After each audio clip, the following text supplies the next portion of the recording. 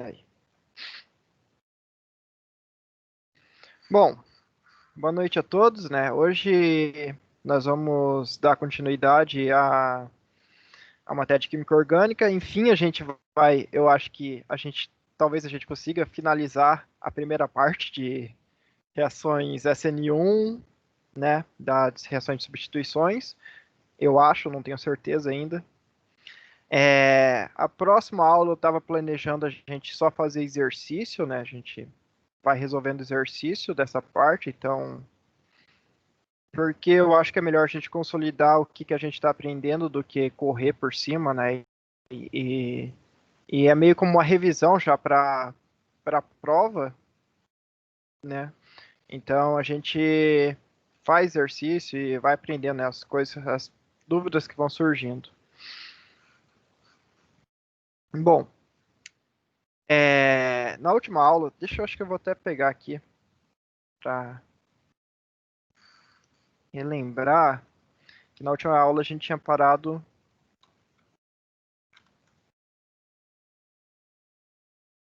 vendo o efeito estérico, né, da reação SN2, né, que como que o que aconteceria e tudo mais, que o grupo grande que impediria ao vou mostrar aqui. Esse grupo grande impediria que ocorreria a reação SN2, né? A gente viu que para que ocorresse precisaria ser um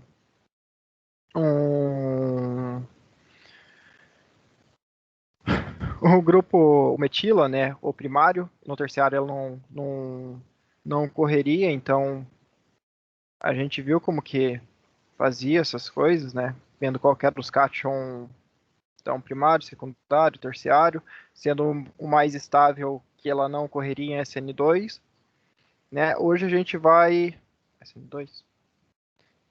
Hoje a gente vai ver a reação SN1, então SN2 era aquilo mais, né, era mais próximo, era aquilo que a gente tinha visto. Agora vamos ver a parte do SN1, porque o SN1 ela é mais complexa, né? A gente já viu que ela, para a gente saber, a gente precisa da velocidade, precisa determinar qual que é o, a fase lenta, né? Qual que é a fase que vai determinar qual que é a velocidade da reação. Então a gente tem uma maior dificuldade na SN, na SN1 do que na SN2, porque a SN2 ocorre direto, né? A gente sabe que vai ocorrer direto, e se for um componente muito estável, dificilmente ele vai conseguir retirar, né, o, o grupo de saída, ou se tiver uma cadeia muito longa perto, ela também não vai conseguir ser retirada, né? Bom, para a reação SN1, o fator primário que determina a reatividade de substratos orgânicos em uma reação SN1 é a estabilidade relativa do carbocátio que é formado. Então, vamos seguir, né, a mesma coisa. Então, sobre estabilidade e tudo mais, que a gente viu da aula passada para SN2 e SN1 também serve, isso daí a gente utiliza, né? Então, por isso que a gente tem que estudar sobre a estabilidade relativa do carbocátio. Então, dos aletos de alquila simples que estudamos até aqui, isso significa para todos os propósitos práticos que apenas o aleto terciário reage através de um mecanismo SN1. Então, a gente viu lá que os mecanismos que é o metila, né, que o primário, que o secundário, o secundário ainda tem algumas situações, né, nesse caso aqui, tá falando que tá mostrando, né, que seria SN2, mas tem algumas situações que ele também pode ocorrer por SN1. Mas para facilitar as coisas, né, facilitar o aprendizado, vamos colocar como terciário, né, sendo o SN1 e os outros os, o- os SN2. Então, mais adiante, veremos aí que determinados aletos orgânicos, chamados aletos alílicos e os aletos benzílicos, podem reagir também através de um mecanismo SN1, porque eles podem formar carbocatos relativamente estáveis. Então, mais para frente, né, a gente viu lá os aletos benzílicos, esses aletos mais cíclicos, eles são o quê? Eles são muito estáveis, né? Então, são mais difíceis a gente conseguir retirar o, o, o nosso íon, né, por SN2. Fica muito complicado por causa daquela parte da hiperconjugação mesmo, né? Que o que é onde que vai estar livre vai ter o nosso espaço, né, livre que de íon já não na cabeça, né, do elétron vai estar livre, né, e vai ter uma, deixa eu desenhar que fica mais fácil. Então a gente tem aqui o nosso que está livre, né, que pode colocar os nossos elétrons, e a gente tem um outro que fica por fora, né, que pode sobrepor ele, que era a hiperconjugação, né, então ele pode meio que ficar por cima e meio que doar, né, suprir essa falta de elétrons. Então essa estabilidade faz isso. E quando a gente tem um benzílico, né, um aleto cíclico, é muito mais fácil a gente ter, né, essa hiperconjugação. Então, porque um vai estar em cima do outro, fica muito mais simples a gente ver. A gente ter essa hiperconjugação.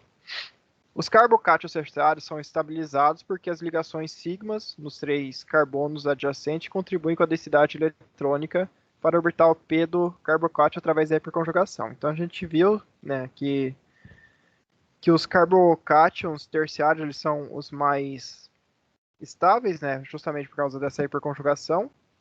Então essas ligações sigmas nos carbonos adjacentes elas vão ajudar a colocar ficar um em cima do outro, né, para suprir essa falta de elétron que teria lá, né. Os carbocátions secundários e primários eles têm menos estabilização através da hiperconjugação. A gente também viu isso e o carbocátion metila não tem estabilização. Então, revendo, né, sobre a estabilidade de cada um. Então, vamos do terciário, mais estável, que é mais estável que o secundário, que é mais estável que o primário, que é mais estável que o metila, né? Que o metila ele não está ligado a nenhuma, só tem os hidrogênios, né? Então, de estabilização, a gente tem essa forma. A formação de um carbocátion relativamente estável é importante em uma reação SN1, porque significa que a energia livre de ativação para a etapa lenta da reação será baixa, o suficiente para que a reação ocorra em uma velocidade razoável.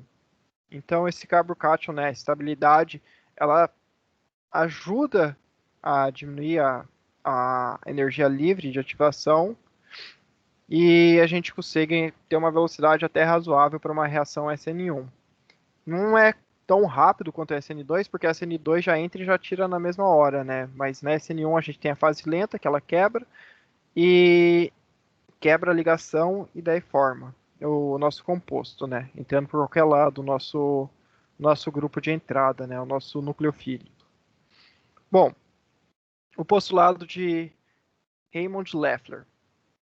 Revisando os diagramas de energia livre que acompanham o mecanismo para a reação SN1 entre o cloreto de tercobutila e água, verá que a etapa 1, né, a ionização do grupo de saída para formar o carbocátion tem que subir uma barreira de energia livre. Então esse ΔG, essa barreira que a gente tem que subir ela, né, para que ocorra a reação. Ela também tem que subir uma barreira em termos de entalpia, que daí a gente já viu, né, isso, que seria a barreira para a energia de ativação, então tanto em entalpia quanto em energia livre a gente precisa. É mais comum a gente ver um ΔH, né? Então aqui essa diferença aqui, né, daqui até lá em cima, é a nossa energia que a gente precisa bater para conseguir chegar com que ocorresse a reação. Então, é mais comum a gente ver com entalpia, mas também tem com a energia livre, né? Que é exogérnico, endogérnico, enfim. Ou endotérmico, ou exotérmico, quando a gente está mais trabalhando com a entalpia, né? E isso acontece para os dois, né? A gente já viu que a gente precisa dessa energia de ativação, chegar até o ponto para que ocorra a nossa reação, né? Enfim, de acordo com o postulado de Raymond Leffler, A estrutura do estado de transição para uma etapa que tem que subir uma barreira de energia deve mostrar uma forte semelhança com a estrutura do produto daquela etapa. Uma vez que o produto dessa etapa, na realidade, o intermediário na reação como um todo é um carbocátio, qualquer fator que estabilize o carbocátio, como a dispersão da carga positiva por grupos que liberam elétrons, deve estabilizar também o estado de transição no qual a carga positiva está se formando. Então, aqui quando a gente tem esse produto intermediário, lembra que quando a gente tem uma reação SN1, ele é formado um produto intermediário, né? Então a gente tem a reação formando, vou colocar aqui, ó, por exemplo, CH3BR aqui, vamos fazer só um exemplo,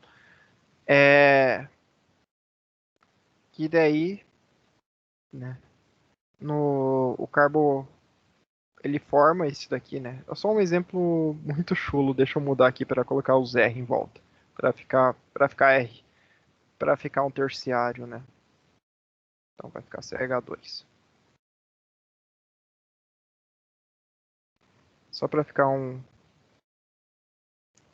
terciário para a gente ver. Então CH2BR, opa. Então R aqui. E isso que ele é um terciário, né?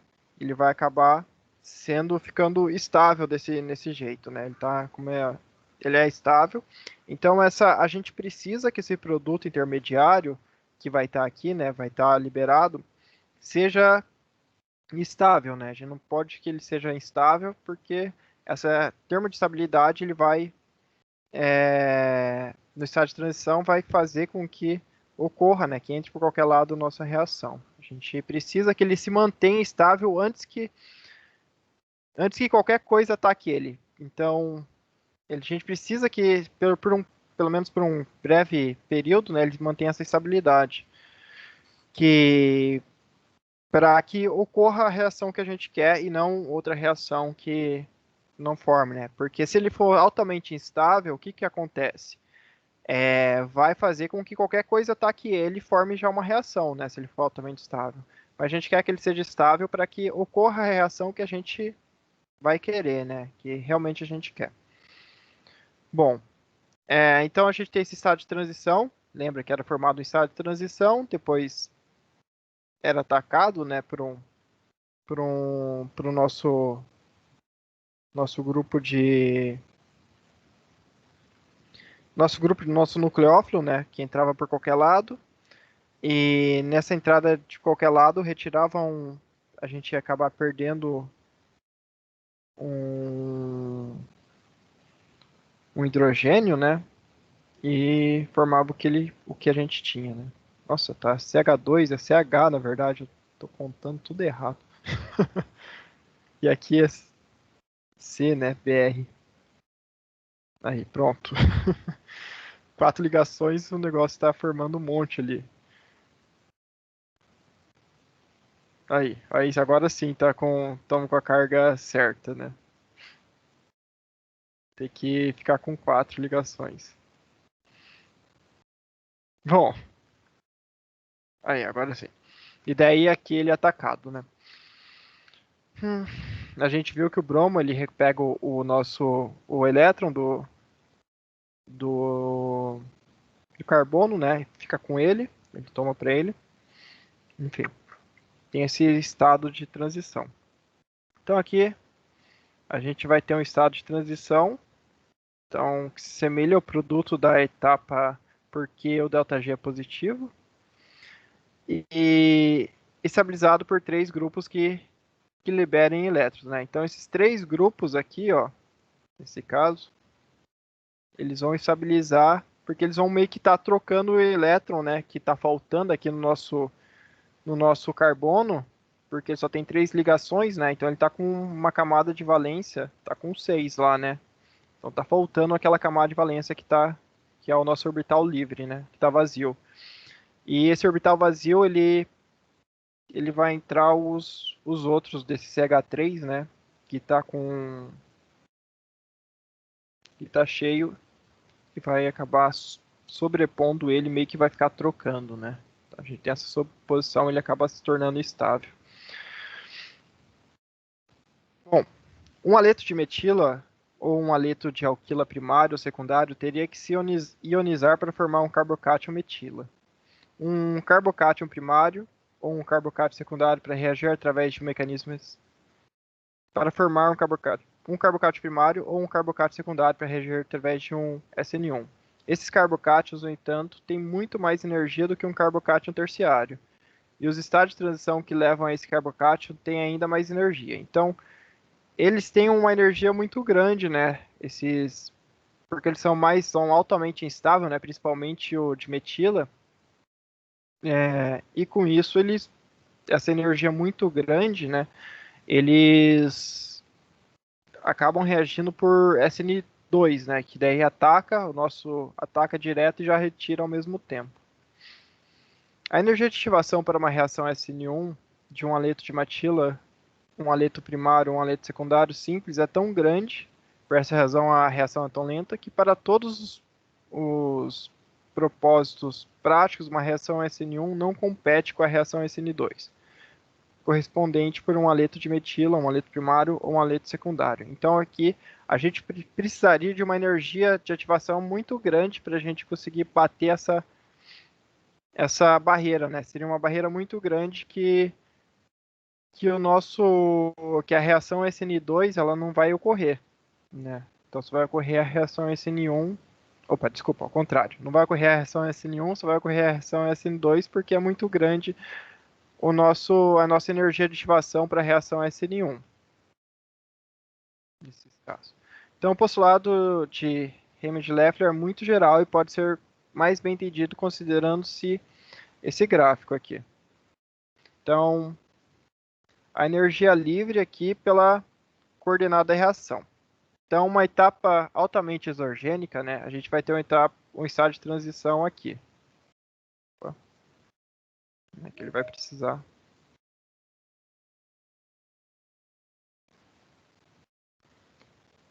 Que ele vai precisar bater, né?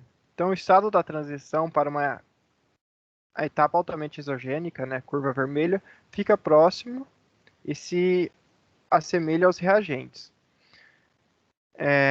O estado de transição para uma curva endogênica fica próximo e se assemelha aos produtos de uma reação, né? Então aqui a gente fica mais próximo, quando a gente tem uma etapa endogênica, né? Ela precisa bater um ΔG maior, né? E a gente tem um estado de transição mais próximo do produto, né? Do que o que acontece com a exogênica. É como se a gente estivesse liberando energia para formar o produto, né? Então a gente meio que já espera que isso ocorra, né? Se ela for exogênica ou exotérmica, né? Quando vamos pensar numa parte exotérmica, que eu acho que é mais fácil de ver, então sentir, né? Porque elas têm o mesmo jeito, né? Ocorre.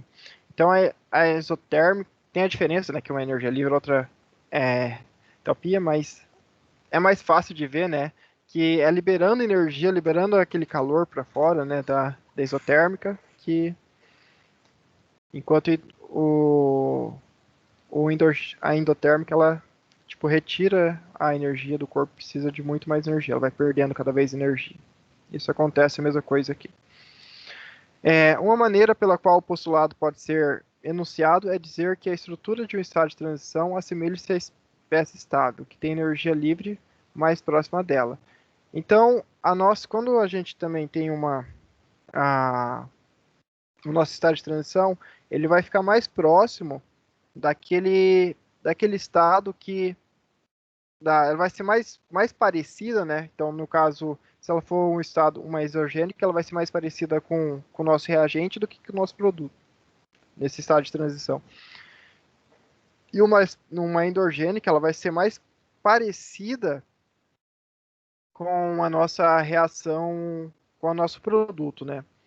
Então, por exemplo, em uma etapa altamente endogênica, o estado de transição localiza-se próximo ao produto em termos de energia livre. Supomos, portanto, que a sua estrutura se assemelha ao produto, aos produtos daquela etapa. Então,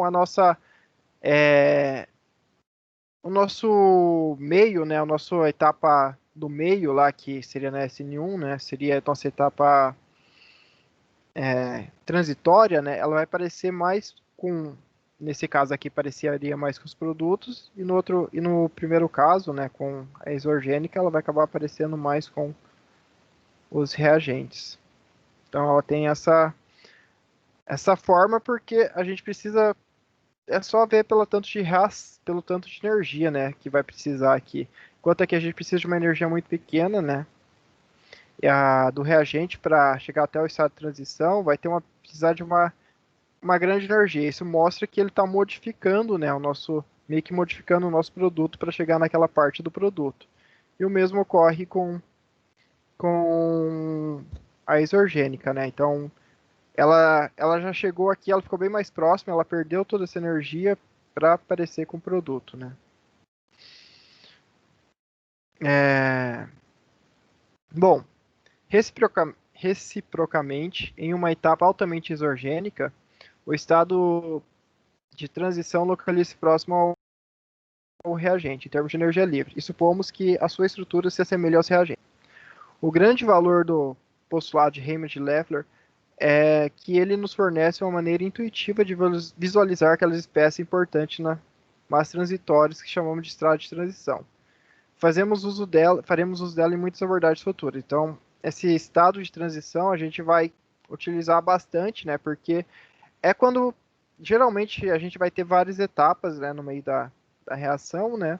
E vai ter esse estado de transição que a gente vai ter que utilizar e sabendo se ela é exorgênica ou endogênica, a gente sabe como que ele vai parecer, né? Como que ela vai se parecer mais? Ela vai se parecer mais com o nosso produto que a gente vai esperar receber, né, formar, ou se essa etapa do meio, né, ela vai parecer mais com o reagente. Então tem essa para essa parte parecida, né, entre as duas. Bom, efeito da concentração e da força do nucleófilo. A velocidade de uma reação SN1 não é afetada pela concentração ou pela natureza do nucleófilo, porque o nucleófilo não participa da etapa determinante de uma velocidade de reação SN1. A gente viu isso, né, na aula passada, que o nucleófilo ele não vai participar da etapa determinante da etapa lenta, né, porque ele vai ter que quebrar a reação, né, vai ter que quebrar a ligação para o nosso nucleófilo entrar. Já na velocidade na reação SN2, ele vai depender da concentração quanto da natureza do nucleófilo atacante, certo? Então aqui a gente vai precisar que o nosso que o nosso nucleófilo ele ataque é, mais, vamos dizer assim, ele consiga atacar, né? Então ele depende daquela reação porque ele vai estar no estado de transição vai estar os dois juntos, né? Vai ter o nosso nucleófilo e o nosso grupo de saída, né? A gente tinha isso daqui, por exemplo, deixa eu só colocar aqui um exemplo. Então a gente tem um grupo de saída e o nucleófilo que vai estar no mesmo no estado, né? Do mesmo jeito, ao mesmo tempo. Então a gente depende que essa velocidade, né? Quanto mais para que ocorra essa reação, né? Quanto mais tem desse nosso reagente, né? Desse nosso nucleófilo, mais rápido vai acontecer a reação. E o que não aconteceria no SN1, porque o SN1 ele precisa quebrar o nosso I, por exemplo, primeiro aqui, para que depois ocorra a reação, né? Então, para ele chegar aqui, então para ficar com a carga positiva, para depois ser atacado, né? Então, por isso que a velocidade não tinha essa diferença, né? Bom, vimos anteriormente que como o aumento da concentração do nucleófilo aumenta a velocidade de uma reação SN2. Podemos examinar agora como a velocidade de uma reação SN2 depende da natureza do nucleófilo. Bom, a força relativa de um nucleófilo, sua nucleofilicidade é medida em termos da velocidade relativa da sua reação SN2 com determinado substrato. Então, um bom nucleófilo é aquele que reage rapidamente em uma reação SN2 com um determinado substrato. Então, a gente vai ter os bons nucleófilos, né, os maus nucleófilos, dependendo da velocidade com que ele ocorre, né.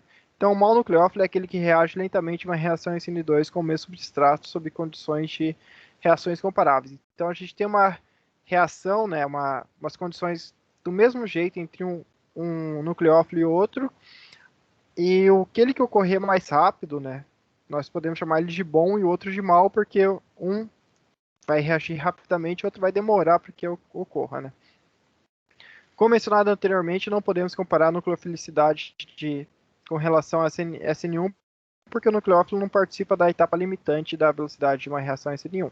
Então ele não faz parte da nossa SN1, né? Porque ali ele precisa ter aquela parte quebrada, aquela parte que quebra geralmente a parte devagar, daí depois o nosso nucleófilo entra, enfim, não faz diferença, né? O tanto que a gente colocar lá de nucleófilos. Então, por exemplo, o ânion metóxido é um bom nucleófilo para uma reação de substituição com iodometano. Ele vai reagir rapidamente através de um mecanismo SN2 para formar o dimetil-éter. Então aqui a gente tem o nosso ânion, né, o metóxido, que vai ocorrer, né, vai sair rapidamente aqui o nosso I e vai entrar ele no lugar. Aqui essa reação é rápida, né, vai ocorrer rapidamente, né, a gente sabe que esse daqui é o que? É o nosso metila, né? Então, o metila a gente já sabe que vai ocorrer quer dizer, vai ser o metila quando ele separar, né? Mas vai formar o metila ali e quando separar, então a gente sabe que isso daqui é uma reação SN2, né? E o iodo também a gente sabe que é uma ligação fraca entre esses dois, então é muito fácil quebrar essa reação, essa ligação, né? E entrar o nosso metóxido. Então ele vai acontecer rapidamente aqui. Bom, por outro lado, se a gente ligar o metanol, ele vai demorar mais para que ocorra, né? Por que ele vai demorar mais? A gente consegue perceber essa diferença, né? Qual que vai ser melhor do que o outro, já pela carga, né? Se esse daqui tem uma carga negativa, ele já vai trocar com o que vai ficar positivo, né?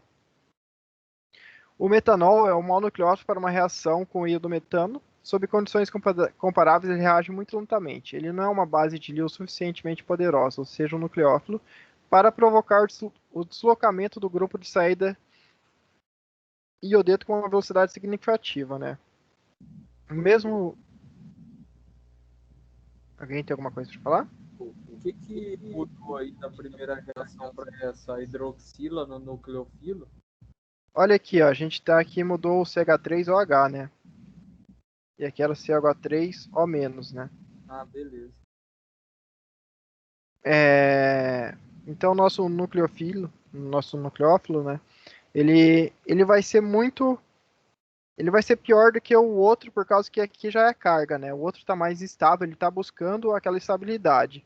Quando ele vê o CH3 e vê o que o I ele é uma ligação fraca, né? Ele vai atacar aquilo e vai retirar, né? Ele vai chegar por trás, como a gente já viu, né? Então ele chega por tá aqui ligado, né? Por exemplo aqui. Deixa eu colocar, já sei. Desenhar mais bonitinho.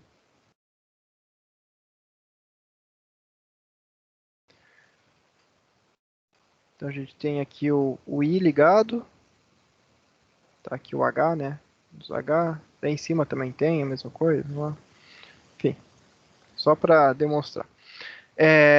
O CH3I aqui é o nosso, né?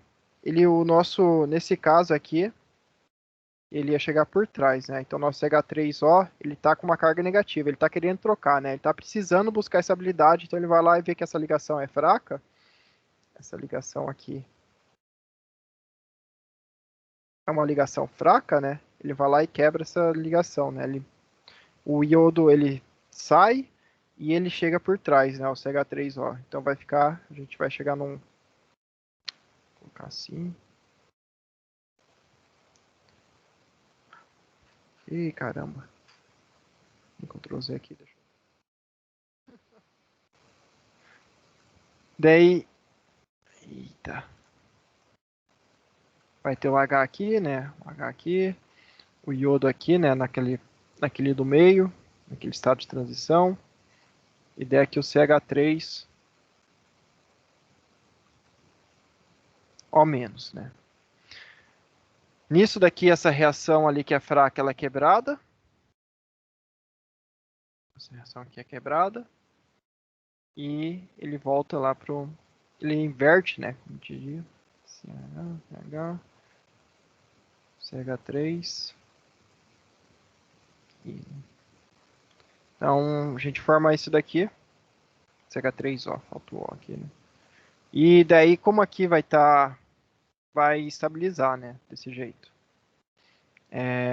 Porque ele estava precisando do elétron e aqui ele já encontrou o elétron que precisava para trocar.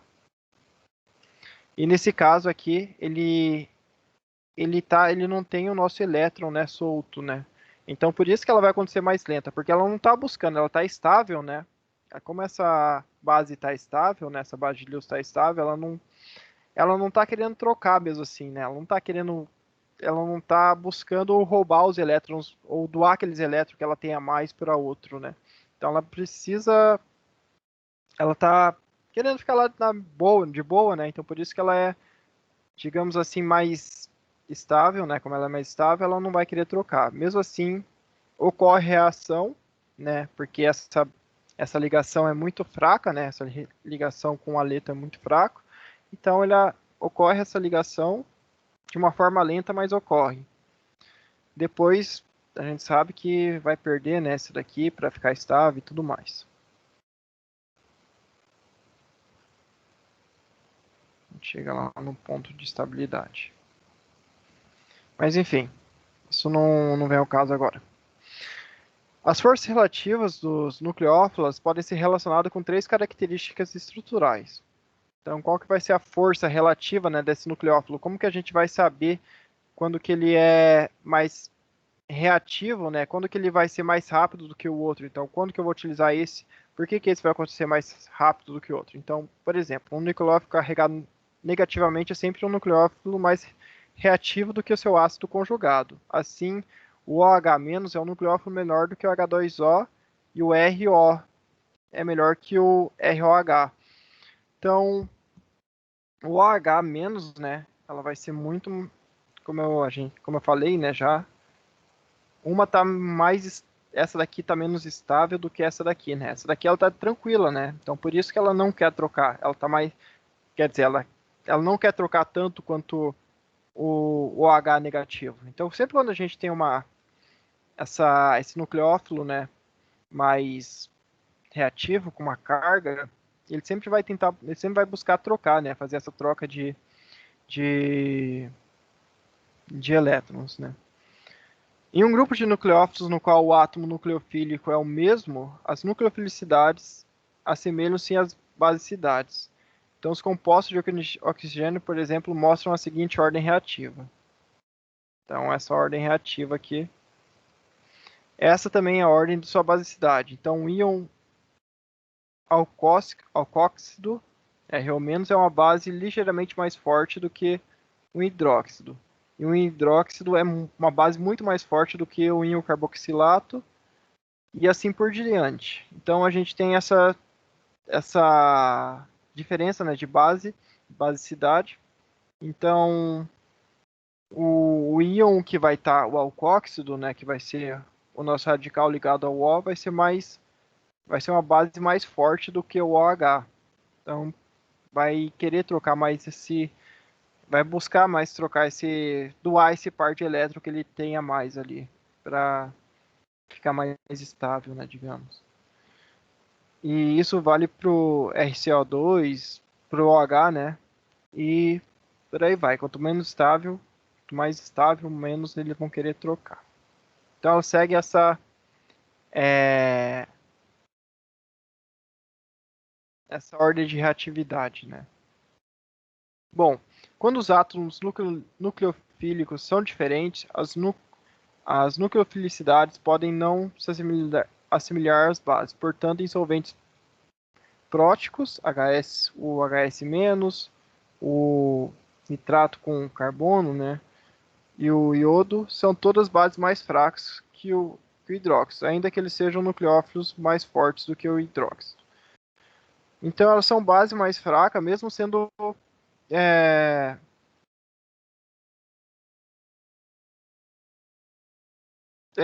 são nucleófilos mais fortes, mesmo sendo base mais fraca, né? Então, quando os átomos nucleofílicos são diferentes, as nucleofilidades podem não se assimilar à basicidade.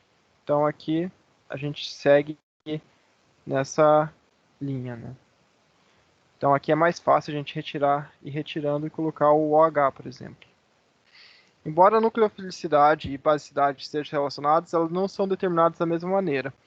A basicidade, quando expressa pelo pKa, é medida pela posição de um equilíbrio envolvendo uma reação ácido-base, enquanto a nucleofilicidade é medida pelas velocidades relativas da reação de substituição. Então, uma tem a ver mais com a reação ácido-base, né, pela posição, enquanto a outra vai ter a ver mais com a nossa parte da cinética, né, que vai ter a velocidade relativa das reações de substituição. Então, a nucleofilicidade, ela vai mais pela velocidade que a reação vai ocorrer. Por exemplo, o hidróxido é uma base mais forte do que o íon cianeto. Em equilíbrio, ele tem a maior afinidade por um próton. Então, o pKa do H2O é aproximadamente 16, enquanto o pKa do HCN é aproximadamente 10. Todavia, o íon cianeto é um nucleófilo mais forte. Ele reage mais rapidamente com o carbono, contendo um grupo de saída do que o íon hidróxido. Então, ali ele vai conseguir reagir mais rapidamente do que o nosso hidróxido, né? HCN. As reações SN2 são favorecidas por solventes apróticos polares. Então a gente tem acetona, DMF, DMSO, enquanto a reação SN1 são favorecidas por solventes próticos polares. Então, enquanto no SN2 a gente vai buscar esses solventes que são apróticos, né? Vou mostrar eles. Nos solventes próticos vão tendo o SN1. A gente vai ver já esses solventes, de como que eles são, né? As ações relevantes para a ocorrência desse efeito do solvente envolvem, então, a minimização da interação do solvente com nucleófilos em reação SN2 e a facilitação da ionização do grupo de saída e a estabilização dos intermediários pelo solvente em reação SN1.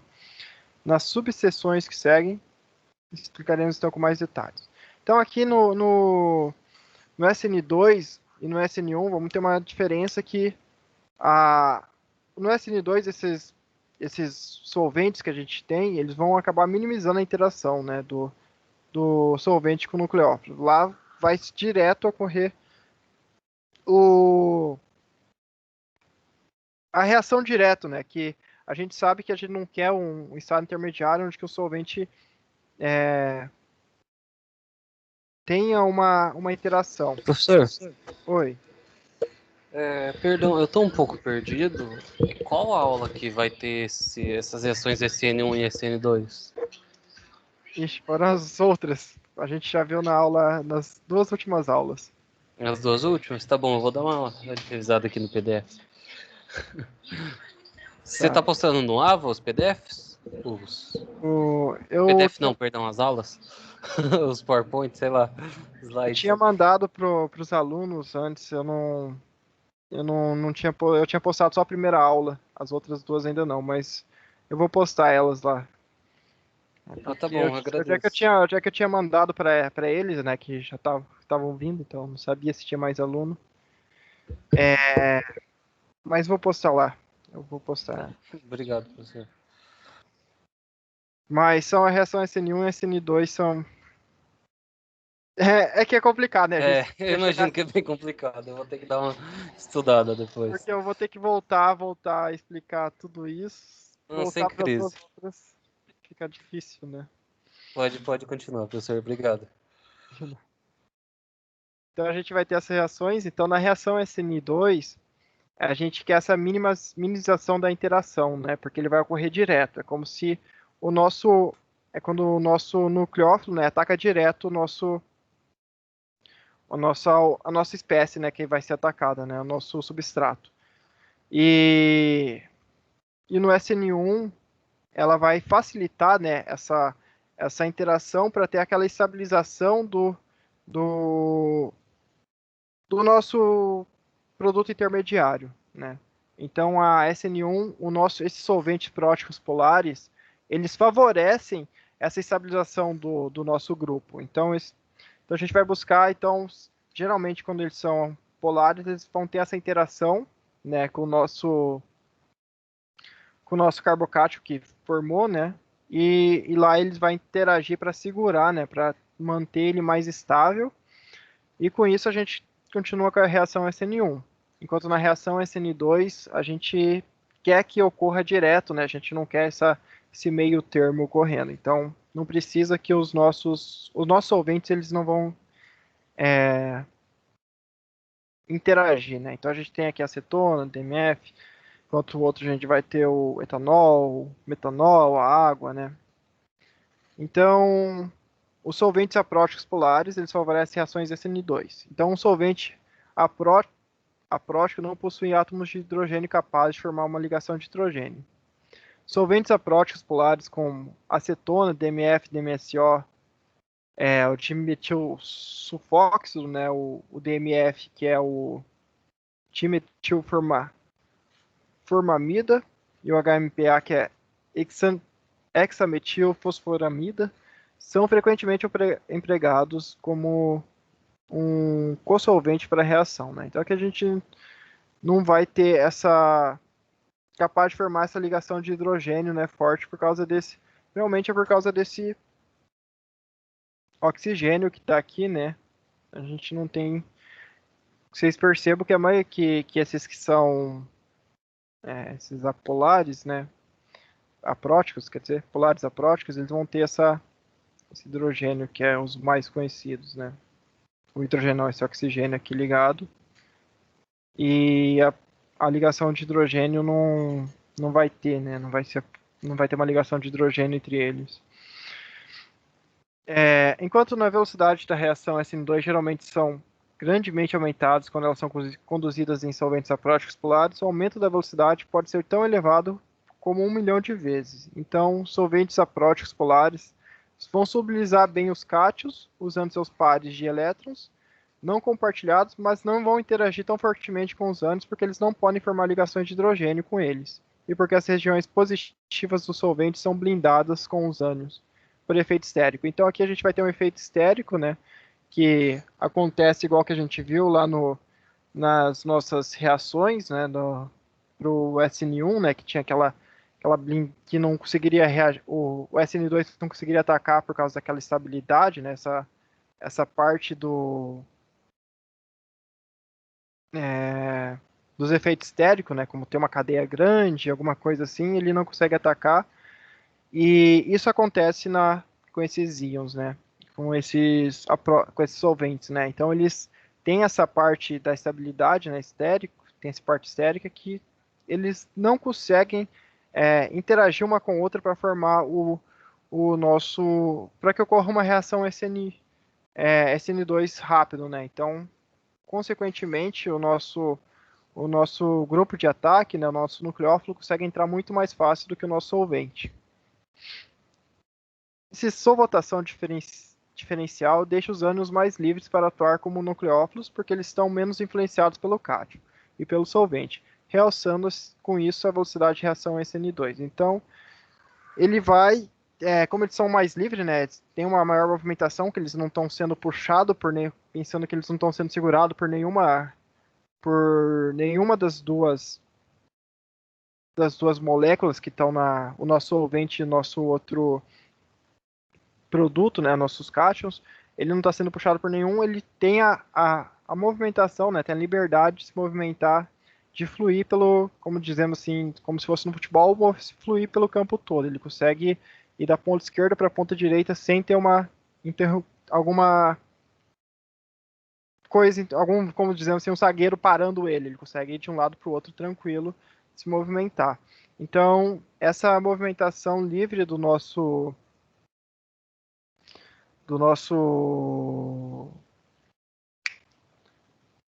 do nosso nucleófilo ataca, favorece, né, com que ocorra a reação SN2. Por exemplo, os íons sódio de iodeto de sódio podem ser solvatados pelo TMSO, conforme mostrado a seguir, deixando o ânion iodeto muito mais livre para atuar como nucleófilo. Então aqui a gente tem o nosso iodeto de sódio, ele olha o nosso solvente aprótico, né? Que ele está, o outro, o Na, ele está solvatado com moléculas de dimetil, né? Então aqui ele não vai reagir aqui, né, por causa dessa exterioridade, né, que tem em volta, que ele não vai conseguir atacar aqui, né? Não vai conseguir vir aqui e reagir formando a reação de volta, né? Então ele tem essa liberdade para ir atacar o nosso outro, né, nosso substrato, onde que ele vai retirar o grupo de saída. Então ele tem essa liberdade a mais para atacar. Então, ânions expostos em solvente apróticos polares são também mais reativos como bases, assim também como nucleófilos. Então, esse solvente aprótico, eles vão fazer com que a nossa reação ocorra muito mais rápido, né? Então, eles estando, né, nesse solvente, a gente meio que impulsiona a velocidade, né, deles. Então, a gente faz com que ele não tenha nenhuma barreira para ele passar. Como se fosse no futebol americano, ele passasse, teria um monte de pessoas segurando os outros, e o quarterback iria livre, correndo sem nenhum impedimento até marcar o seu ponto. Então, é bem parecido, bem desse jeito, né? Ela tem essa liberdade para chegar até o seu objetivo. Por exemplo, em DMSO, a ordem relativa da basicidade do íon aleta é a mesma para a ordem relativa da nucleofilicidade. Entretanto, a basicidade do aleta é oposta à nucleofilicidade de solventes próticos, como explicaremos em breve. Então, aqui a gente tem a mesma, né? Então, nucleofilicidade dos aletos em solventes apróticos. Então, solventes apróticos, eles aumentam a velocidade da reação em SN2. Então, quando a gente tem um solvente que é aprótico polar, a gente vai ter uma reação SN2. E aqui a nucleofilicidade, né, que do flúor é maior que do cloro, que é maior que do bromo, que é maior do que do iodo, né? E dá para ver pelo tamanho também da molécula, né? Então a nucleofilicidade do flúor é maior porque ela é menor, né? Muito mais fácil ele se movimentar por esses íons, né? Por esse solvente aprótico, né? Enquanto o iodo é muito maior que o flúor, né? Bom, deu para entender essa parte do solvente aprótico, como que ele ajuda a liberar para que o nosso nucleófilo ataca para formar a reação SN2? Então, para ele conseguir atacar livremente, né, digamos assim.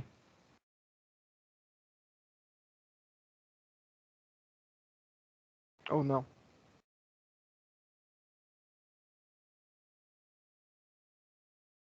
Estão me ouvindo? Tem alguém aí? Acho que sim, professor. Eu fiquei perdido, mas eu tô entendendo o raciocínio. Beleza. Então é isso, né? Ele meio que fica livre para atacar a nossa reação. Ele tem essa liberdade. Enquanto no solvente prótico polar, eles vão favorecer a reação SN1.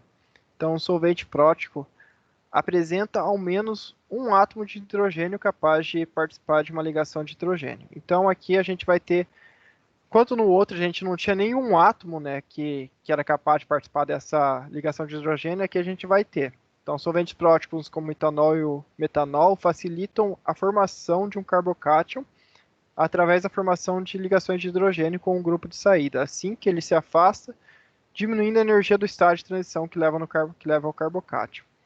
Então, aqui as ligações de hidrogênio com o substrato, né? Tem esse daqui. O afastamento do grupo de saída, né? Que vai ter o nosso grupo de saída, é auxiliado pela ligação de hidrogênio no estado de transição. Então, o o nosso grupo de saída vai ser auxiliado pela nossa ligação de hidrogênio, né? Então, o carbocátio intermediário que é formado e o grupo de saída solvatado, né? Então, esse nosso carbocátio aqui fica, que é o nosso estado intermediário, e o nosso Cl, o nosso grupo de saída, ele vai acabar reagindo, né? Formando essas, como se fosse reagir, né? Ele acaba ali fazendo essas ligações de hidrogênio aqui, ó. Faz com alguma ligação de hidrogênio aqui com o nosso solvente. Então, enquanto o outro a gente não conseguiria fazer essa reação de hidrogênio, aqui a gente tem essas ligações de hidrogênio que a gente pode formar. Então, esses solventes próticos, ele ataca o nosso grupo de saída, deixando ele solvatado, né, digamos assim. Então, uma indicação aproximada da polaridade de um solvente é uma grandeza denominada constante dielétrica. A constante dielétrica é uma medida da capacidade do solvente separar cargas opostas, ou separar íons entre si. As atrações e repulsões eletrostáticas entre os íons são menores em solventes com constantes elétricas maiores. Então, a repulsão, né, entre os íons vai ser menor com essas constantes dielétricas maiores. Então, aqui a tabela vai fornecer as constantes dielétricas de alguns solventes comuns. Constantes dielétricas de muito. Então, aqui a gente tem da água e do ácido acético. Então, quanto mais a água, polaridade, né, ela vai crescendo daqui para cima, né? Então, ela tem muito mais polar do que o nosso ácido acético, acetona, metanol. Tem essa constante dielétrica, né? Que vai interromper, vai fazer com que a nossa reação ocorra, né? A água é o solvente mais efetivo para promover a ionização, mas a maioria dos compostos orgânicos não se dissolve apreciavelmente em água. Entretanto, eles normalmente se dissolvem em álcools. E com muita frequência se emprega uma mistura de solventes. Então, metanol e água são mistura de solvente comum para a reação de substituição nucleofílica. Então, enquanto a água ela ajuda, ela vai fazer com que esses íons, né, se separem, né, tem essa maior distanciamento, né, que vão ficando cada vez mais longe uma carga da outra. Então, ela seria a melhor, né, seria o melhor solvente se a gente fosse analisar só isso, né. Porém, algumas moléculas, a gente já viu isso lá em química, né, algumas moléculas polares, elas não vão algumas moléculas elas não vão reagir, né? Alguns compostos orgânicos não vão reagir na água, não vão se dissolver, né, bem na água. Então a gente precisa utilizar outro solvente que consiga dissolver bem esse composto orgânico. Então a gente pode fazer um metanol com água, etanol e água, alguma mistura de álcool que vai ajudar com que a nossa constante dielétrica tenha uma carga maior, né, então, dessa mistura, do que com só a água em si. Então,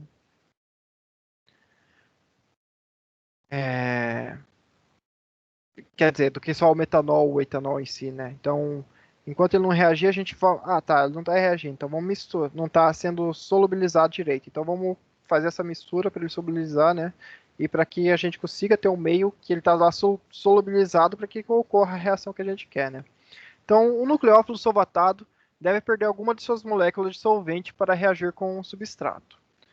Em um solvente aprótico polar, o nucleófilo é menos obstruído pelas moléculas de solvente, porque a ligação de hidrogênio entre o solvente e o nucleófilo não é possível. Então, aqui a gente não tem no solvente aprótico, a gente não vai ter essa ligação de hidrogênio. Então, enquanto aqui no solvente prótico a gente vai ter. Então, essa vai ser a diferença entre um e outro, né? Entre os dois solventes. Então, enquanto o aprótico ele não forma essa ligação de hidrogênio, deixando livre o íon, aqui ele vai formar essa ligação, né, no grupo de saída e obstrui o nucleófilo e dificulta a sua reatividade em uma reação de substituição nucleofílica.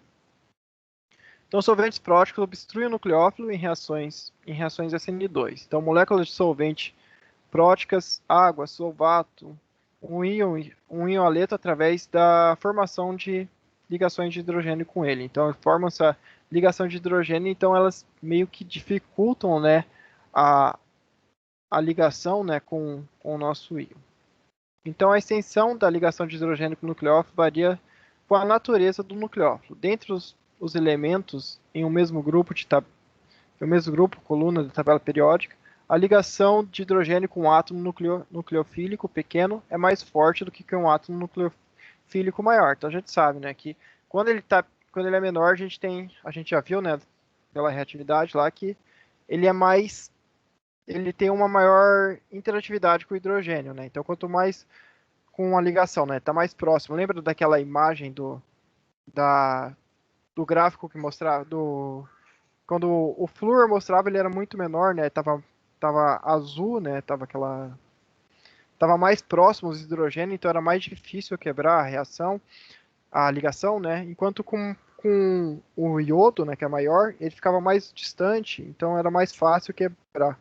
Então isso ocorre, né, na tabela periódica. Quando a gente tem uns grupos muito pequenos, é mais difícil que ocorra nessa quebra.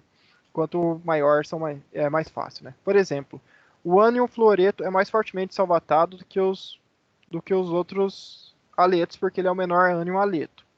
E sua carga é mais concentrada. Consequentemente, um solvente prótico fluoreto não é um nucleófilo tão eficaz como os outros ânions aletos. O edeto é o maior ânion aleto, então ele é o mais fracamente solvatado em um solvente prótico. Logo, ele é o nucleófilo mais forte dentre os ânions aletos. Então, aqui vai ocorrer essa diferença, né? Quanto lá na reação SN2, nessa reação tá tudo assim. Peraí. Eu copiei. Enquanto na reação SN1, né, SN2, a gente vai ter os íons, né, menores vão atacar mais facilmente o nosso solvente, substrato, né? Aqui esses íons menores vão ficar presos nesse solvente prótico, né? E não vão acabar reagindo tão bem quanto a gente queria, né? Eles não vão ser um nucleófilo tão bom do que quanto a gente queria que fosse como comparado na reação SN2. Então, em geral, a tendência da nucleofilicidade entre os ânions, aleto e um solvente prótico é como se segue. Então, aqui a nucleofilicidade dos aletos em solvente prótico vai ser o iodo maior do que o bromo, do que o cloreto, do que o flúor, né? E isso vale para os outros também. Então, quanto maior, para uma reação SN1, melhor. Então, quanto maior for o, o íon, né? O tamanho dele, melhor vai ser para a reação SN1. Então, esse daqui é para a reação SN1 sobre a nucleofilicidade, tá? Então, a nucleofilicidade aqui, ela vai ser o inverso, né, do SN2. Então, o mesmo efeito é verdadeiro quando comparado os nucleófilos do enxofre com os nucleófilos do oxigênio. Então, os átomos de enxofre são maiores do que os átomos de oxigênio. Consequentemente, eles não são solvatados tão fortemente em um solvente prótico. Assim, os tióis são nucleófilos mais fortes do que os álcoois e os ânions. E o ânion RS são melhores nucleófilos do que os ânions RO. Né? Então, isso mostra que como ele é maior, né, isso vai seguir a mesma coisa, né? Então, quanto o nosso S é maior do que o O, né, de tamanho, então ele é mais fraco ligado com o nosso solvente prótico pela ligação de hidrogênio.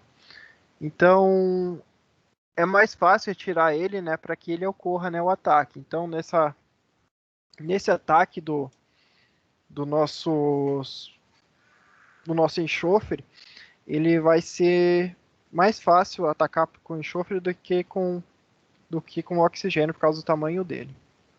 Então, a maior reatividade dos nucleófilos com átomos nucleofílicos grandes não está totalmente relacionada com a solvatação. Os átomos maiores têm maior polarizabilidade. Suas nuvens eletrônicas são mais facilmente distorcidas. Consequentemente, um átomo nucleofílico maior pode doar um maior grau de densidade eletrônica para o substrato de um nucleófilo menor, cujos elétrons estão mais fortemente presos. Então, essa densidade eletrônica, né, para se afastar um do outro. Então, como os átomos maiores têm essa maior polaricidade, eles conseguem ter essa maior densidade eletrônica. Essa maior densidade eletrônica, eles se afastam, né, e consequentemente ele fica mais fácil, né, ele atacar o nosso substrato. Então, as nucleofilicidades relativas de alguns nucleófilos comuns em solventes próticos são como se segue. Então, aqui um exemplo, né, de como vai seguir o hidrogênio, a água é menor do que o flúor, que é menor que o cloro, que é menor que... Nesse caso, vamos ter o enxofre, né, o íon de... Hoje é o nome da cabeça... tiol, né, o nosso íon vai ser melhores. Então, para a reação SN1, ela vai ter, vou mostrar aqui, né, vai ter essa parte prendendo ela, né? Então, quanto maior for o nosso X, quanto maior for nosso aleto, né, ou quanto maior for o nosso íon, que vai ser o nosso grupo de ataque, mais forte ele vai atacar. Então, mais forte ele vai meio que se livrar dessa marcação que o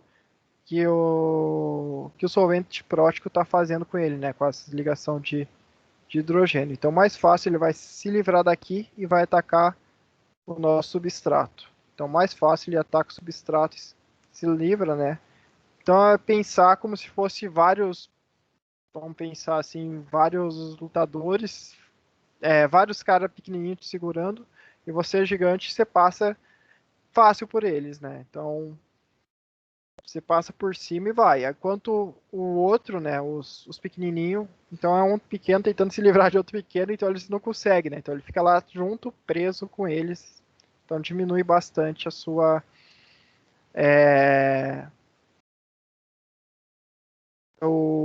nucleofilicidade. Bom, a natureza do grupo de saída.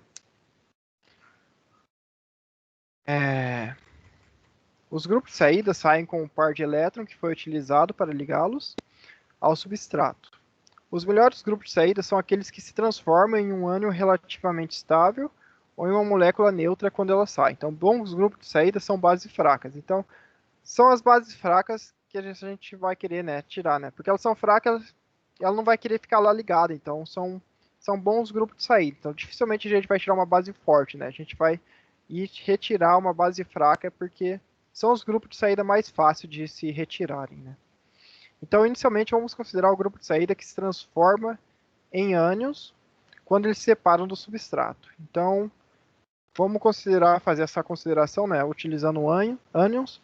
Uma vez que bases fracas estabilizam eficientemente uma carga negativa, os grupos que se transformam em base fraca são bons grupos de saída. Então, essas bases fracas, eles ficam estáveis, né, com essa carga negativa, são mais estáveis.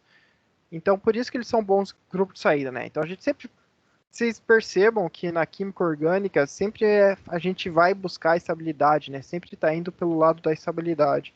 Então, esse íon, essas bases fracas, elas são facilmente ligadas né? São mais facilmente estáveis, né? São estáveis, né? Por causa dessa carga negativa, eles conseguem se manter estáveis, né? Então, por isso que elas são facilmente quebradas, as ligações, por isso que são bons grupos de saídas, porque eles conseguem se manter estáveis com o nosso grupo, com a nossa carga negativa.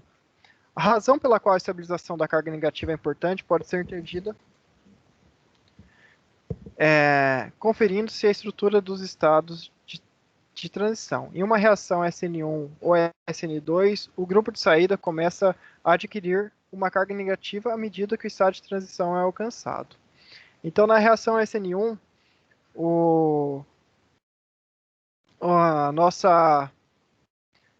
ele começa a adquirir essa estabilidade, né, quando ele vai saindo, né? Então, aqui está no estado de transição, a etapa que é a etapa limitante, né? E nisso daqui, ele quebra, né? Vai quebrar aqui e vai ficar estável aqui. Enquanto na reação SN2, o nosso estado de transição é quando ele ataca os dois, né? Ele chega por trás e ataca.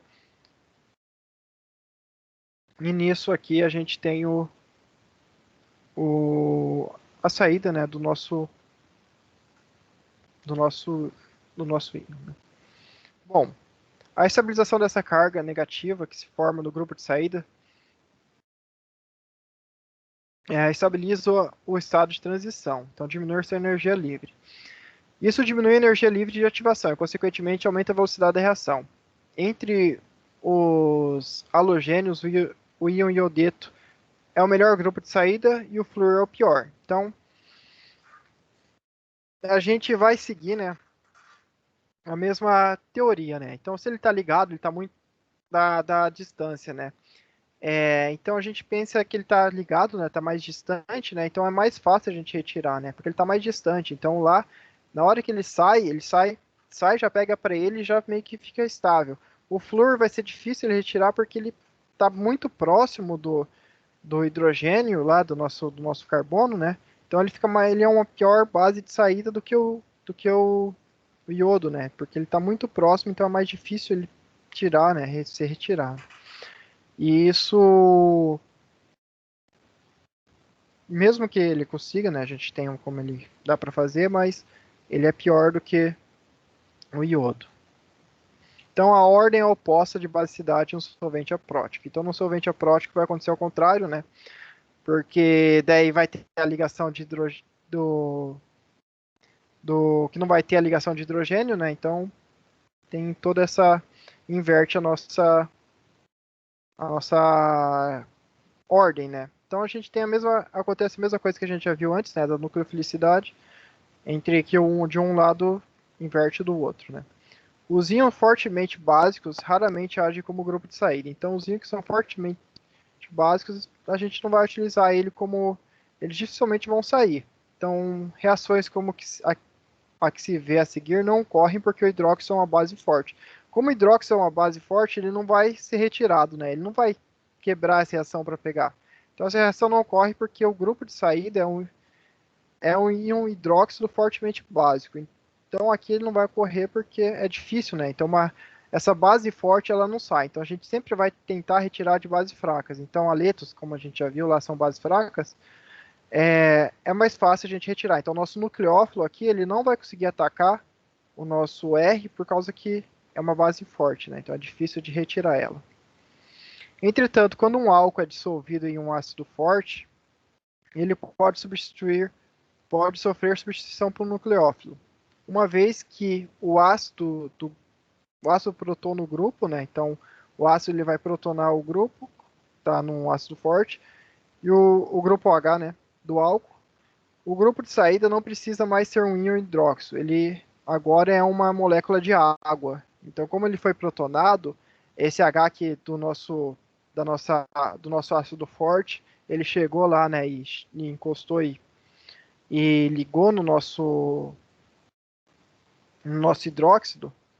Então, ao ligar no nosso hidróxido, ele fica, ele fica lá, né, e isso facilita, né, a nossa retirada da nossa água, né? Porque aqui ele já está com uma carga positiva, né? Quando ele protonou, quando a gente colocou esse ácido forte, ele vai ligar na nossa base fraca, na nossa base forte, né? Eles se ligam e com isso ele vai ficar com uma carga positiva. E a gente já viu, né? Quando ele fica com essa carga positiva, ele vai sempre querer buscar essa estabilidade, né? Quando a gente está com mais ou menos, a gente sempre tenta buscar essa estabilidade. Então fica fácil a gente retirar ele, né? Então esse grupo ele acaba saindo, né, com a molécula de água e o nosso nucleófilo consegue atacar. Então quando a gente tem esse hidróxido, né, essa base muito forte, a gente só vai conseguir utilizar ela, né? A gente só vai conseguir retirar ela, fazer essa substituição, quando a gente colocar algum ácido muito forte para fazer, né, com que ocorra essa protonação, né, do grupo. Então, o grupo de saída não precisa mais ser um íon hidróxido, ele agora é uma molécula de água, uma base muito mais fraca do que um hidróxido e é um bom grupo de saída. Então, quando a gente tem essa base muito mais fraca, a gente consegue retirar facilmente, né? Base muito forte, tais como os íons hidretos e os alcanetos, praticamente nunca agem como um grupo de saída. Então, essas bases, né, que estão ligadas com hidreto, alcaneto, são bases muito fortes e já não vão ser retiradas, né? Então, por exemplo, a gente querer retirar esse íon alcaneto aqui para ligar o nucleófilo aqui, dificilmente vai ocorrer, né? Então, porque elas são base muito, muito forte. Então, é, mesmo se ela vai ser mais forte do que a do hidróxido no caso aqui, né? Então, por isso que elas não sofrem, né? Não se protonam, no caso, quem se protona é o hidróxido e por isso que ele é atacado. Bom, portanto, as reações como as que são vistas a seguir não são plausíveis. Então, a gente nunca vai ter essas reações aqui. Então, a gente está com etano, né, aqui.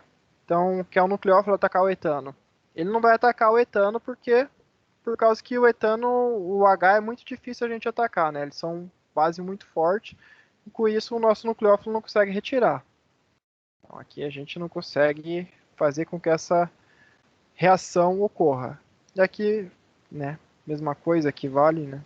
Então, para a gente retirar, por exemplo, isso daqui é muito difícil, né? Então, esse grupo de saída não tem. Então, nunca vai ser esses grupos de saída, beleza? Então, os melhores grupos de saída são base fracas depois que ela sai. Então, depois que ela sai, sendo base fraca, são os melhores grupos de saídas. Então, a gente tem que sempre saber qual que vai ser o grupo mais forte, qual que é o grupo mais fraco, para saber onde que ele vai atacar, né?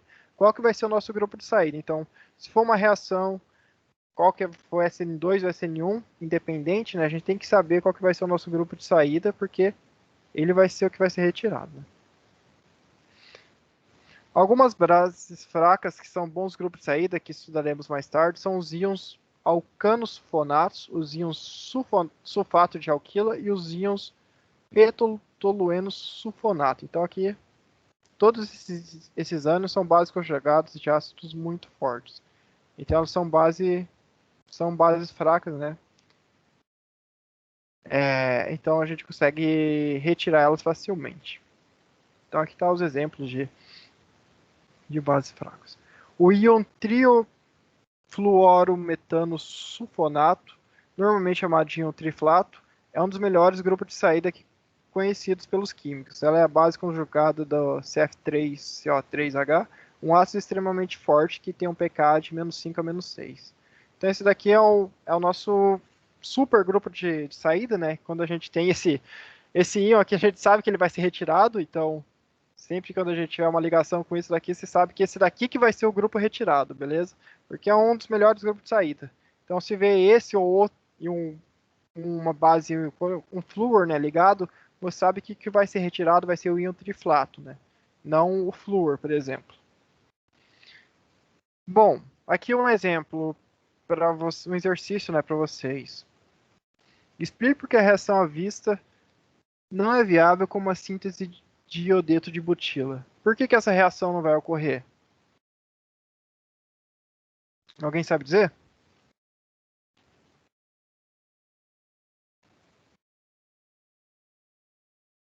Vamos lá, galera.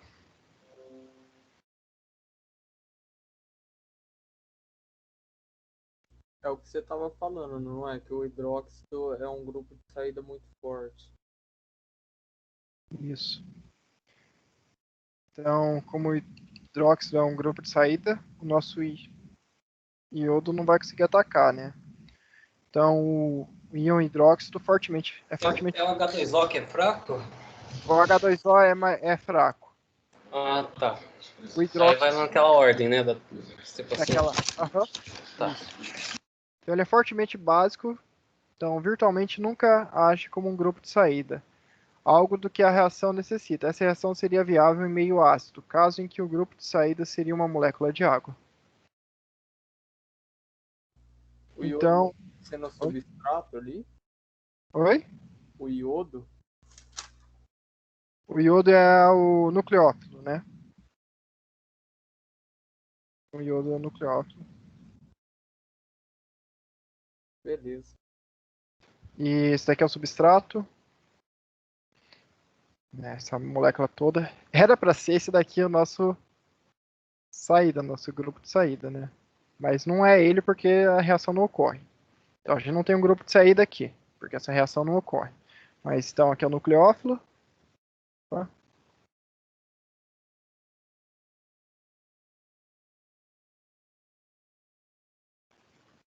Esse aqui seria o substrato. E aquele outro grupo de saída.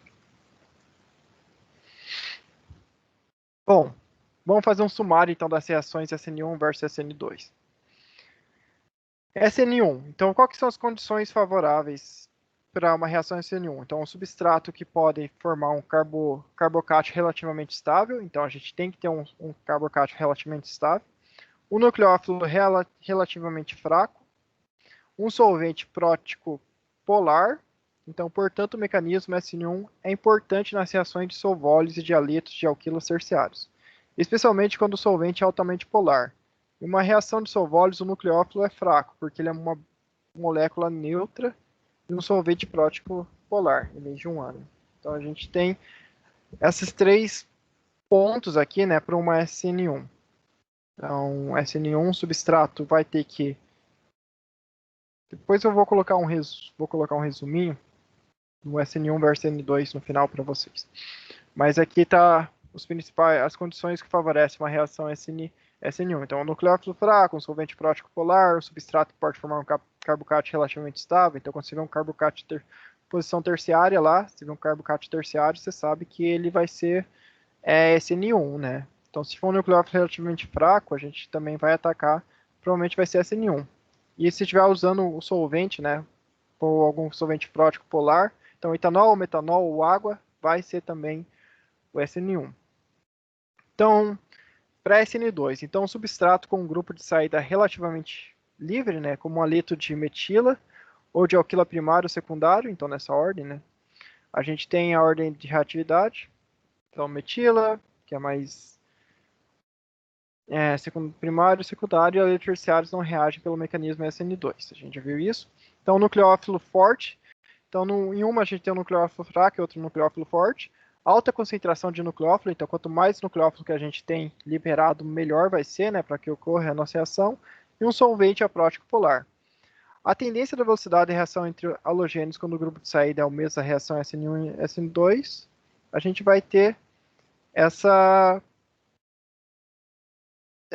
tendência da saída, né? Então, iodo vai sair mais fácil que o bromo, vai sair mais forte que o cloro. Tanto faz, se for SN1 ou SN2, essas vão ser as saídas. Como os fluoretos de alquila reagem tão lentamente, eles raramente são utilizados em reações de substituições nucleofílicas. Então, quando a gente tem com flúor, geralmente a gente não vai utilizar ele. Então, a tendência de velocidade vai ser essa, né, para a tendência na saída, né?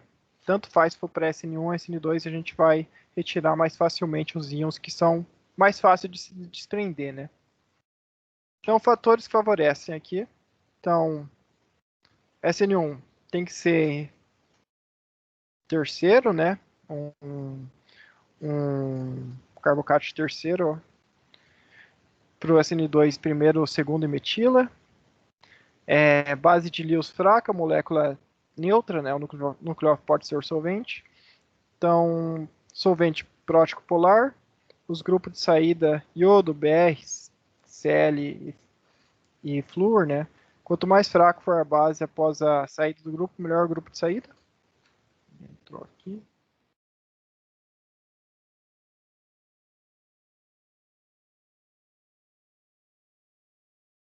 Beleza. Enfim, a prótico polar, base de Lewis, para SN2. Bom, íntese orgânica, transformações de grupos funcionais por meio de reações SN2. As reações SN2 são muito úteis em síntese orgânicas, porque elas nos possibilitam converter um grupo em outro. Então, um processo que é chamado de transformação de grupo funcional ou interconversão de grupo funcional. Então, as reações SN2 são importantes, né, nesses em muitas sínteses orgânicas que ocorrem, né? É síntese orgânica?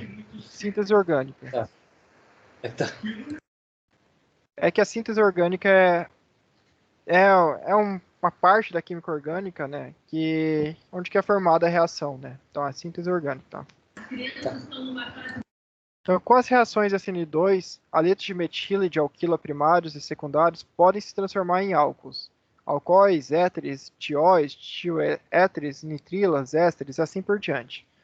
A utilização do prefixo tio em um nome significa que um átomo de oxigênio foi substituído por um de enxofre no composto. Então aqui a gente tem o nosso ataque, né, na reação SN2, então, que podem formar. Então a gente pode formar um álcool, então aqui substituindo, né, o nosso grupo de saída aqui, então colocar o nosso haleto, ele sai, né, e entra, por exemplo, a nossa base OH. Então aqui a gente forma um álcool. Então entrou essa base do éter, né? Daí formou o éter. Entrou o tiol. Então a gente vai formando a gente tem essa retirada e a gente pode formar muito tipo de reações diferentes, né? Então, álcool, éter, tiol, tioéter, nitrilis, alquino, éster, haleto de amônio, quaternário, azida de alquila. Então, tem um monte de reação que a gente pode formar desse jeito, né? Retirando o nosso cloro, bromo ou iodo. Então, a gente pode fazer a substituição para o que a gente quer. Então, se a gente quiser formar um álcool, a gente vai lá e coloca o hidróxido, né, para formar aquilo.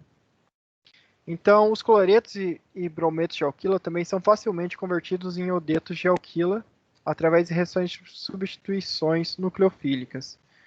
Então, aqui também a gente consegue fazer essa transformação, né, para que ocorresse a reação, né. Opa!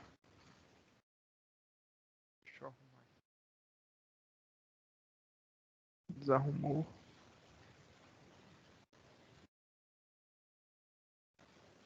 Não, tô no grupo, tô no PowerPoint errado. Um segundo.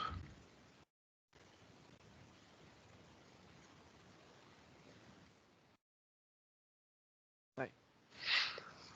Outro aspecto da reação SN2 de grande importância é a estereoquímica. As reações SN2 sempre ocorrem com inversão de configuração do átomo, né? Então eles invertem, né, o nosso átomo. Então a gente já viu, né, que a gente pode transformar de cis para trans, né? E no SN1 ele formava os dois, lembra? A gente viu nas últimas aulas. Que então no SN2 ele sempre vai atacar por trás, né? Então ele vai inverter a configuração geométrica. Então ele vai inverter a configuração se a gente tem um cis, né? Uma molécula cis, ela inverteu para por exemplo, para uma molécula trans, né? Então a gente tem essa modificação da nossa configuração. Então isso significa que quando otimizando as reações SN2 na síntese, podemos estar certo da configuração do nosso produto se soubermos a configuração do nosso reagente. Por exemplo, admita que precisamos de uma amostra da seguinte nitrila com a configuração S. Então a gente tem essa nitrila, né? Então metilbutanonitrila aqui, a gente sabe como que ela é, então a gente vai saber, né, o que vai acontecer com a nossa reação. Então, se tivermos disponível R2-bromobutano, podemos realizar a seguinte síntese. Então, ele vai atacar e ele vai inverter, né, o lado. Então, onde que estava lá numa posição S, né, agora a gente passou para a posição R, porque ele inverteu. Então, a gente tem essa inversão da reação SN2, né, pelo ataque por trás. Bom, o caráter inerte dos haletos vinílicos e fenílicos. Os compostos que têm um átomo de halogênio ligado a um átomo de carbono de uma ligação dupla são os haletos de alquenila ou de vinilo. Aqueles que têm um átomo de halogênio ligados a um anel benzênico são os haletos de arila ou de fenila, né? A gente já viu isso lá no começo. Então, os haletos de alquila e de fenila geralmente são inertes em reações SN1 e SN2. Então, eles dificilmente vão acontecer reação dessas reações. Eles são inertes na reação SN1 porque os carbocatos alquenilo e fenilo são relativamente estáveis e não se formam com facilidade, então é difícil a gente tirar, né, para ocorrer essa reação. Então, lembra que quando na primeira aula que eu dei, eu mostrei a reação de substituição deles, né? Então, geralmente eles são inertes. Para a gente conseguir fazer essa substituição, a gente vai precisar que a gente tenha um solvente, né? Um catalisador lá dentro. Então, a importância do nosso catalisador é para fazer essas reações que são inertes ocorrerem, né? Então, se a gente não tem esse catalisador, dificilmente a gente vai conseguir formar, né, o nosso produto, né? Então eles são inertes em reações SN2 porque a ligação carbono-halogênio de um aleto de alquinilo ou fenilo é mais forte do que a ligação de um aleto de alquilo. Veremos o porquê mais adiante. Os elétrons da ligação dupla ou do anel benzênico repelem a aproximação de um nucleófilo por trás. Então, além dessa ligação dupla, né, esse tamanho da ligação, né, a gente já viu que quando a gente tem um grupo grande, né, em volta dele, a gente tem essa instabilidade, então ele não vai conseguir chegar por trás, né, atacar, por causa que vai estar sendo repelido, né, por causa desse grupo grande. Então a gente tem essa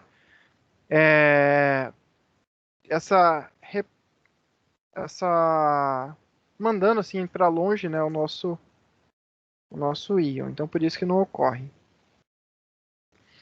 Então a íntese orgânica, né,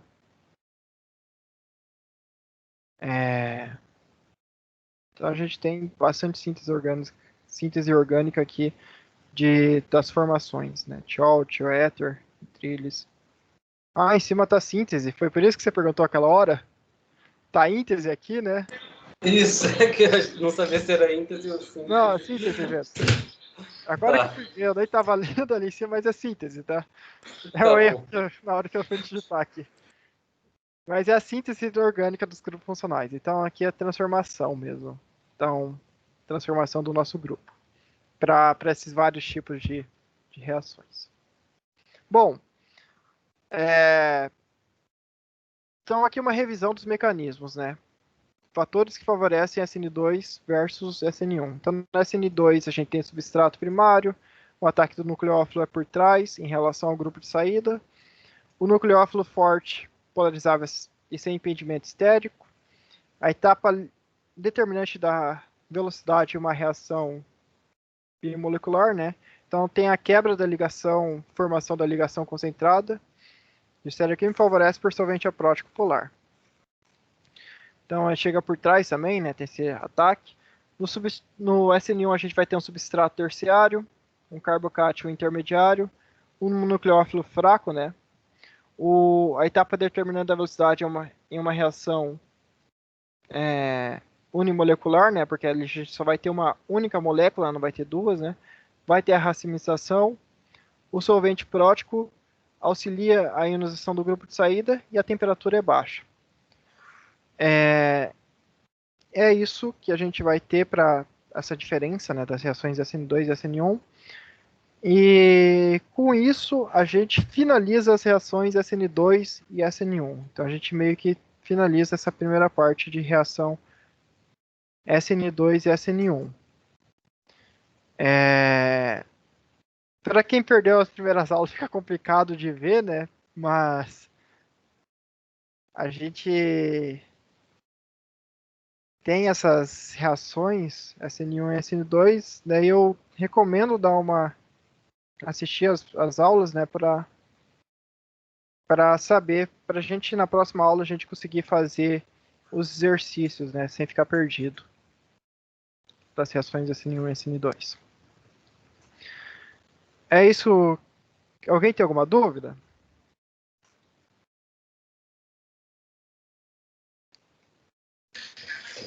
Não, eu só vou precisar mesmo dos slides, professor. Tá, vou postar, já vou postar lá agora. Ou te mando por e-mail, não sei, tanto faz, eu vou com um dos dois. Isso, pode ser, agora você tem meu e-mail, né? Tem. Eu te envio lá então. Tá bom. Beleza? Alguém tem alguma dúvida? Se vocês quiserem tirar um print Isso daqui também. Importante só para ter uma revisão, né? Só para ter um dos mecanismos. Depois, se surgir alguma dúvida, alguma hora, vocês vão nessa revisão aqui rapidinho, vocês conseguem, nesse mapa mental, lembrar das coisas, né? Do SN2 e SN1, a diferença entre elas. Beleza?